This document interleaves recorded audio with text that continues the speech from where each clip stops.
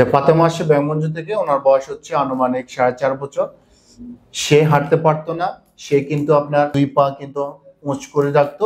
সে কিন্তু দাঁড়াতে পারতো না। তো ওনারা জীবন আলো হাসপাতালে আসে ডাক্তার ইমাম হোসেন স্যারের মাধ্যমে। ডাক্তার ইমাম হোসেন স্যারকে আসার কারণে ওনারা আজকে 3-4 মাস যাবত এই ইমাম স্যারের ট্রিটমেন্ট চলতেছে।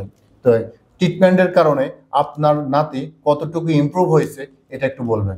এটা ইনশাআল্লাহ মোটামুটি আগাইছে, বহুত আগাইছে। আচ্ছা আচ্ছা, কি সমস্যার জন্য এই হসপিটালে আসছেন আপনি? এই আসছি আড়ে না যে হ্যাঁ, এই আটতো না, আরো বহু বহু জায়গায় নিয়েছি, আমরা কোনো পরিবর্তন দেখি না। জি, হরদি আমরা মানে এটা অনলাইনে পাই, সেটা আমরা মোবাইলের ভিতরে পাই, অনলাইনে পাইছেন? এখানে আনছি। হ্যাঁ, আনবার মোটামুটি মনে করেন 4বার আসে। 4বার আসছেন টোটাল? 4বার আসার কোথায় আসছেন?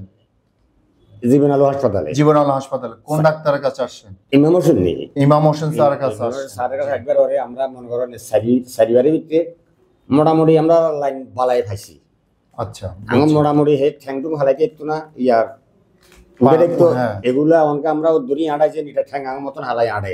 আমরা দোয়া করি এই ফাতেমা যেন তাড়াতাড়ি সুস্থ হয়, জীবন আলো হাসপাতালে চিকিৎসাধীন থাকে এবং কি ডাক্তার ইমাম হোসেন স্যারের আন্ডারে এসে সুস্থ হোক। আমরা চাই ডাক্তার ইমাম হোসেন যেন তাড়াতাড়ি ওনাদের ট্রিটমেন্টে ফাতেমা যেন আরো তাড়াতাড়ি সুস্থ হয়ে হাঁটুক, তার দাদার যেন মনের আশাতে যেন পূর্ণ হয়।